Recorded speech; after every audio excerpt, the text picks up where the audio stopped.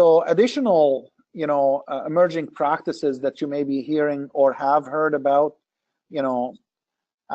chat ops or agile service management, containers, microservices, and so on. And of course, there is a lot more to come over time as the industry evolves.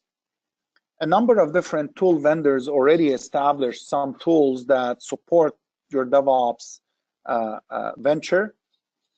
And these are some of the famous names. And some of them actually had mastered what we called the tool chain approach in order to support DevOps, end to end. What you're gonna realize that there is no one tool that's gonna be able to actually do the entire end-to-end cycle. So this is where the concept of tool chain becomes very important, right? So you could have a combination of these tools to support the end-to-end approach. Some of them are more capable than others, but of course, the price tag becomes also much bigger, than expected. We talked about culture and how culture is critical.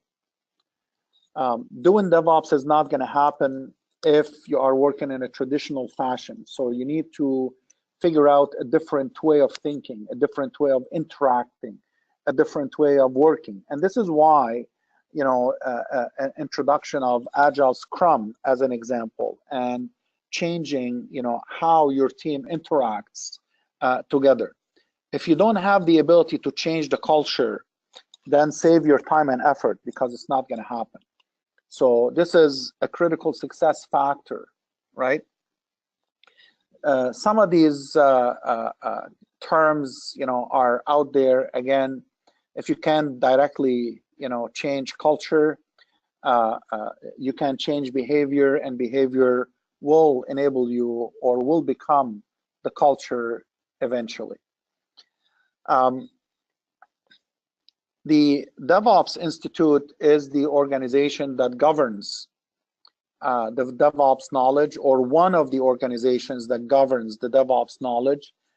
Nowadays, there are a number of them, but the DevOps Institute was the premier in introducing the examination scheme for DevOps. So today you have DevOps Foundation and you have DevOps Intermediate for a number of areas. So you have, as an example, the DevOps Product Owner. You have the they call it CASM. I'm trying to remember.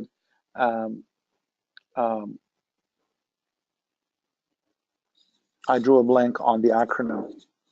So basically, it's another role, right? So certified Agile Service Manager. Here you go. Certified Agile Service Manager, which is equal to Scrum Master. But since the certification is done under DevOps, they gave it a different title. There are also upcoming certifications associated with continuous delivery, associated with DevOps leader, associated with DevOps manager, and so on and so forth. So the DevOps Institute is the premier organization that introduced all of these different certifications, and basically was followed by few others. You can check online if you are interested. The course itself at the foundation level, it's a 2-day course, 16 hours. It could be done in 2 days, it could be done in 3 days, depending on what you want to see in it. Some organizations want more than just the basic. Other organizations, they just want to get their people certified and to know what the subject matter is about. It could be done, either or.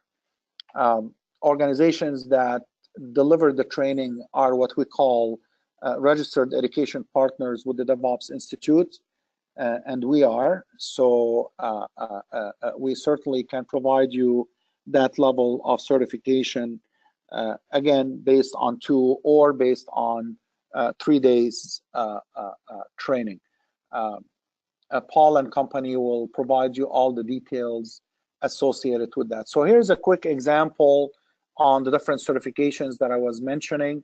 Not all of them are live as of yet, but Foundation is, and of course, some of the one that I mentioned, CASM, the product owner, the test engineer, and so on. And I believe by, where were we now? August, September, October, by somewhere end of October, they should have introduced all of them, or so they say.